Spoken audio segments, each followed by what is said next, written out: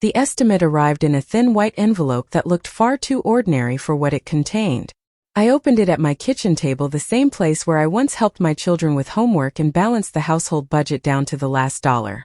The paper inside was clinical and precise. Total out-of-pocket responsibility, $9,500. I read the number twice before it settled. The nurse had warned me that insurance would not cover everything. It's a necessary procedure, she had said gently. We don't want to delay. Delay. Cancer doesn't negotiate with schedules. I placed the invoice flat on the table and stared at it as if it might shrink under observation.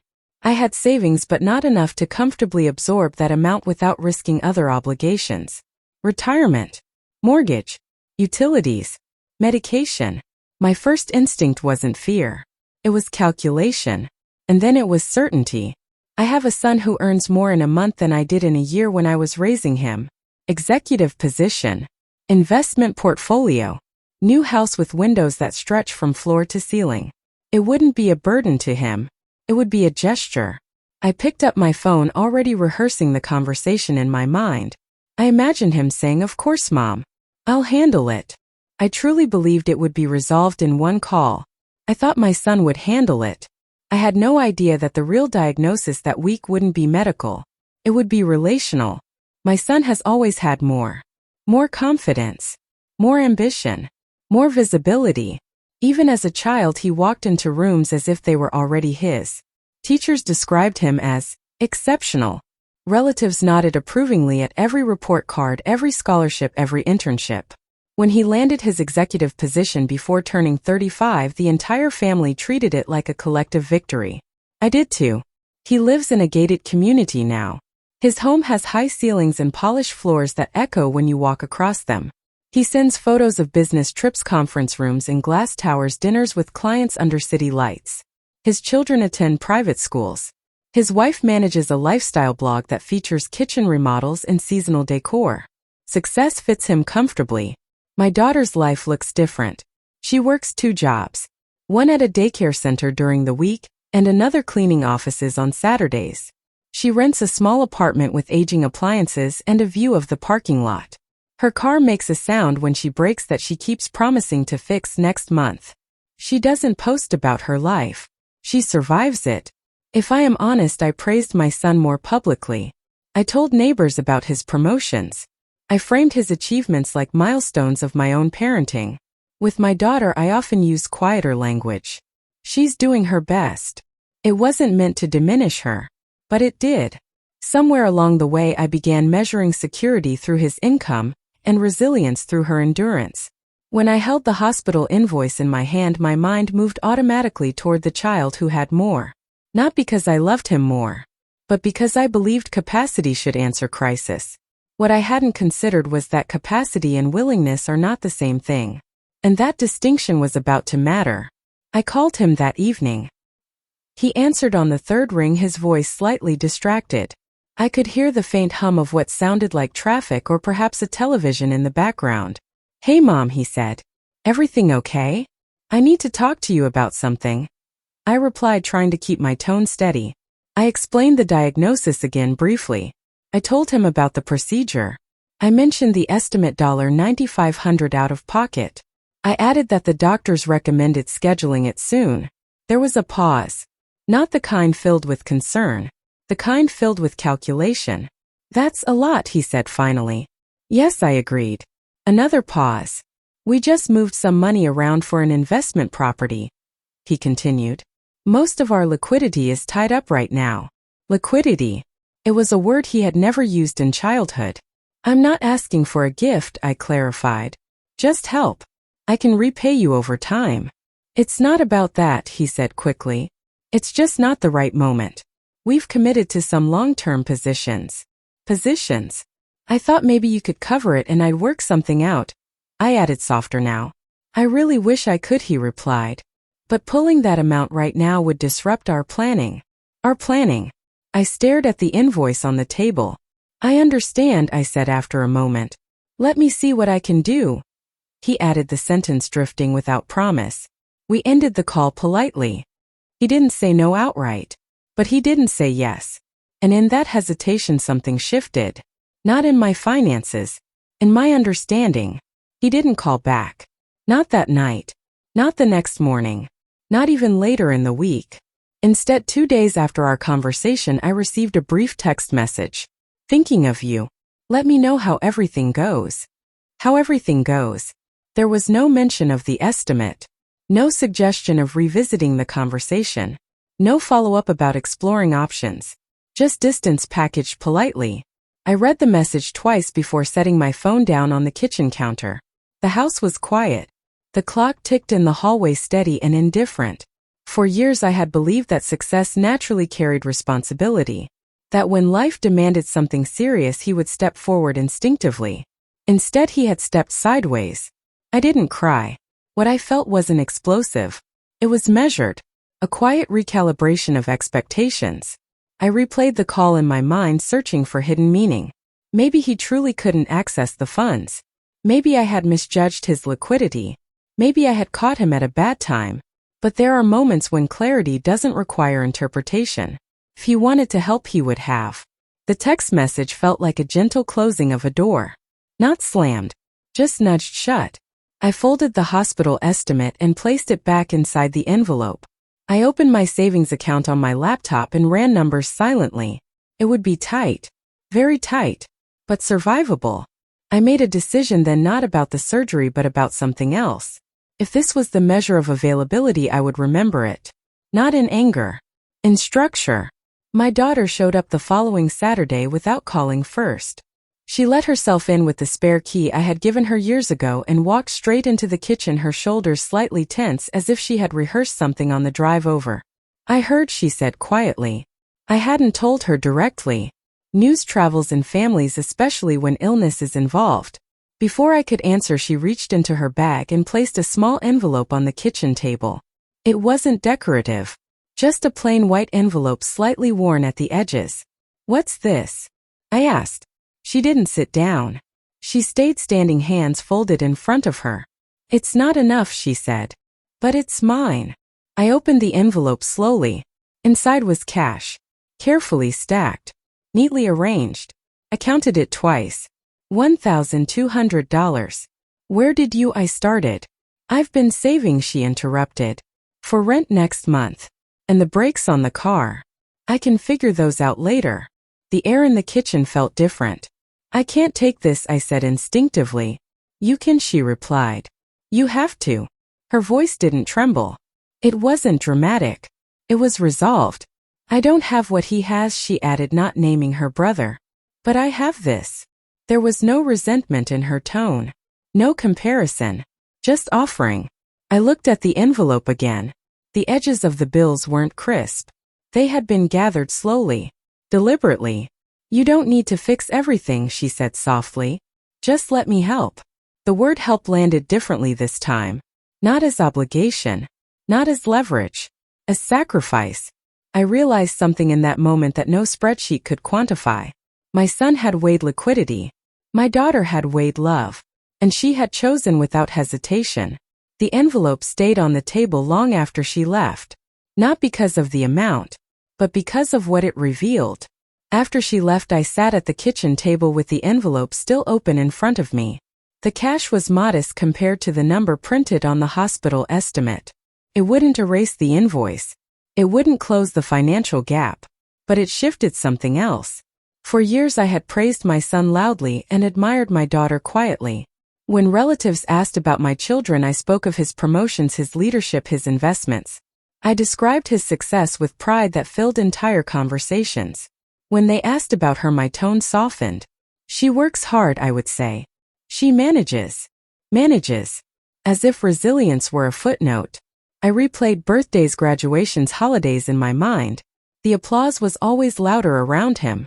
The recognition more visible. His milestones were celebrated publicly. Hers were acknowledged privately. Yet here we were. One child calculated liquidity. The other emptied her savings. I wasn't angry at my son. Not in that moment. I was confronting something more uncomfortable. I had equated security with income. I had mistaken stability for generosity. My daughter had never had excess. What she gave required sacrifice. My son had abundance. What he withheld required prioritization. The difference was not financial. It was relational. I folded the hospital estimate again and placed it beside the envelope. 2 pieces of paper. 2 measures of character. The surgery still needed to be scheduled. The money still needed to be secured. But clarity had already arrived. Success can build houses. Consistency builds trust. And for the first time I saw the contrast without filtering it through pride. I did not call my son back. I did not send him a message about the envelope on my table, or the number that still loomed over my surgery. Instead I called my lawyer. He had helped me draft my estate plan years earlier when everything felt orderly and predictable. At the time the structure seemed simple: equal distribution, shared assets, no need for nuance. I need to review my will, I said when his assistant connected us. There was a pause. Has something changed? He asked. Yes, I replied. Clarity. We scheduled an appointment for the following afternoon. I brought the original documents along with a notepad where I had written one sentence at the top. Character under pressure. He reviewed the estate plan quietly, then looked up. Are you considering reallocating? I'm considering aligning, I said. We discussed options. Conditional distributions. Trust structures. Medical decision authority. Provisions that reflect contribution rather than assumption. Nothing vindictive. Nothing emotional. Just structure. For years I believed equality was fairness, I told him. Now I'm not sure that's accurate. Fairness and sameness are not identical. The surgery estimate still sat on my kitchen table when I returned home. The envelope remained beside it. I didn't feel revenge. I felt responsibility. If illness was forcing me to examine urgency, then clarity should guide the rest. The phone call wasn't dramatic. It was deliberate. And sometimes the most significant shifts begin not with confrontation but with paperwork. The revision meeting was quiet. No raised voices. No dramatic declarations about betrayal or disappointment. Just a legal pad, a draft copy of my will, and a pen that felt heavier than it should have. We can restructure this in several ways, my lawyer explained. Equal distribution is standard, but it's not mandatory. Mandatory. For years I had assumed fairness required symmetry. That dividing everything evenly was the only morally defensible option. Now I understood something different. Fairness accounts for contribution. We adjusted the percentages first. Not drastically but intentionally. A larger portion allocated to my daughter. Specific assets placed into a trust under her name, protected, stable, insulated from outside claims. We reassigned medical decision authority as well. Not based on status but on presence. On who showed up without calculation. Are you certain? My lawyer asked gently as he prepared the final draft. Yes, I replied. I'm not reacting. I'm aligning. We included a clause outlining that certain financial decisions in the past had required sacrifice from one child that had not been reciprocated. The language was neutral, factual. There was no punishment embedded in the document. Only recognition. Recognition of who acted when it mattered. When I signed the revised will, I did not feel vindictive. I felt balanced. Love doesn't disappear because it's tested, but it does clarify. The document was placed into my file. Copies secured. Instructions updated. No one else knew yet. But the structure had shifted. Quietly. And quiet shifts often last the longest. The following Sunday we had dinner at my house as usual. My son arrived in a tailored jacket, checking his phone before greeting anyone. My daughter brought a casserole in a glass dish with a cracked corner. The contrast was so ordinary it almost felt staged. We sat around the dining table passing plates, discussing work and traffic and neighborhood updates. My son talked about a new property acquisition, explaining cap rates and projected returns as if presenting to a board. It's all about positioning, he said, gesturing slightly with his fork. You have to move capital where it grows. Move capital where it grows. I listened carefully. My daughter asked if anyone needed more salad. No one did. At some point between the main course and dessert, I folded my napkin and placed it beside my plate. I updated my will this week, I said calmly. The room shifted, not dramatically but noticeably. My son laughed lightly. Mom, you don't have to worry about that right now. I'm not worrying, I replied. I'm organizing. My daughter looked at me, uncertain but quiet. I've adjusted the distribution structure. I continued. It reflects contribution and involvement. My son set his fork down slowly. What does that mean? It means fairness isn't identical percentages, I said. It means recognizing who shows up.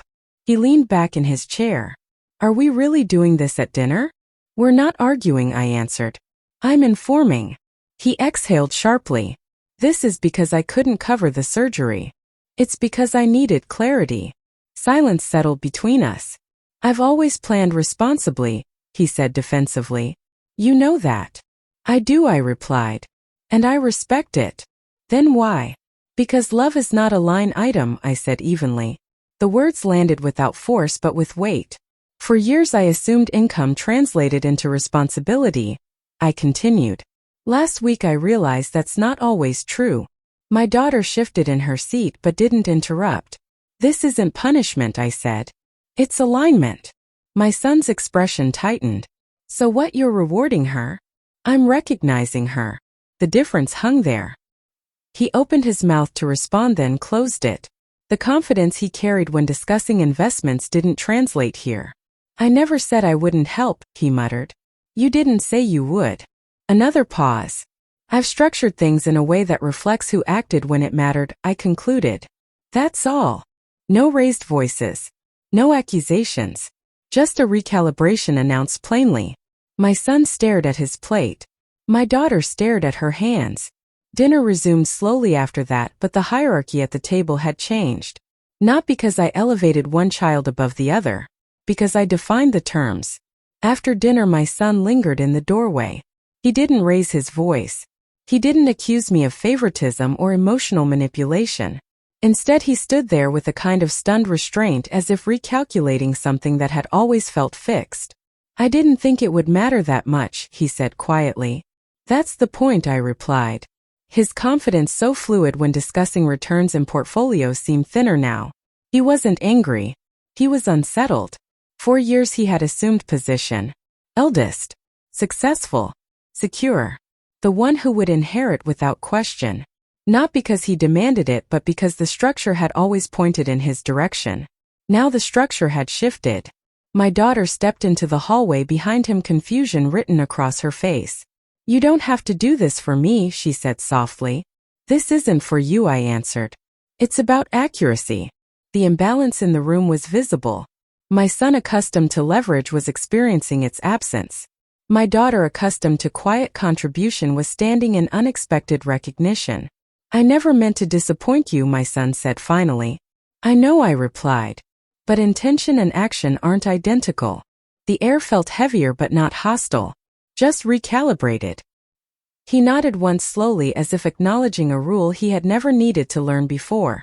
And in that quiet exchange the hierarchy rearranged itself. Not through punishment. Through proportion. The revision stood. There were no dramatic follow-up arguments. No emotional ultimatums. The paperwork remained exactly as it had been signed.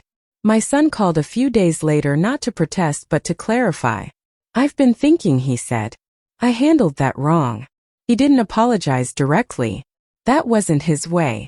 But there was reflection in his tone, something measured rather than defensive. I wasn't prepared, he added. I focused so much on protecting assets that I forgot what they're for. It was the closest he had come to acknowledging the shift. I didn't revise the document again. I didn't threaten further changes.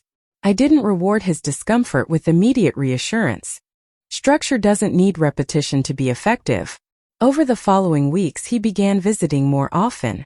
Not with financial discussions but with presence. He accompanied me to a follow-up appointment. He asked questions about recovery instead of portfolios. Nothing grand. Nothing performative. Just quieter engagement. My daughter continued as she always had, steady, unassuming, consistent. There was no public fallout from the estate revision. No fractured holidays. No bitterness at family gatherings. What changed was internal. My son understood that success alone did not secure inheritance. Secured opportunity. Character secured legacy. The correction was not explosive. It was instructive. And sometimes instruction lasts longer than conflict ever could. The revision stood. There were no dramatic follow-up arguments. No emotional ultimatums. The paperwork remained exactly as it had been signed. My son called a few days later not to protest but to clarify. "I've been thinking," he said. "I handled that wrong." He didn't apologize directly. That wasn't his way. But there was reflection in his tone, something measured rather than defensive. "I wasn't prepared," he added. "I focused so much on protecting assets that I forgot what they're for." It was the closest he had come to acknowledging the shift. I didn't revise the document again. I didn't threaten further changes. I didn't reward his discomfort with immediate reassurance. Structure doesn't need repetition to be effective. Over the following weeks, he began visiting more often. Not with financial discussions but with presence. He accompanied me to a follow-up appointment. He asked questions about recovery instead of portfolios. Nothing grand. Nothing performative. Just quieter engagement. My daughter continued as she always had, steady, unassuming, consistent. There was no public fallout from the estate revision. No fractured holidays. No bitterness at family gatherings. What changed was internal. My son understood that success alone did not secure inheritance. Secured opportunity.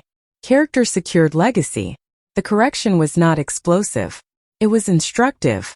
And sometimes instruction lasts longer than conflict ever could.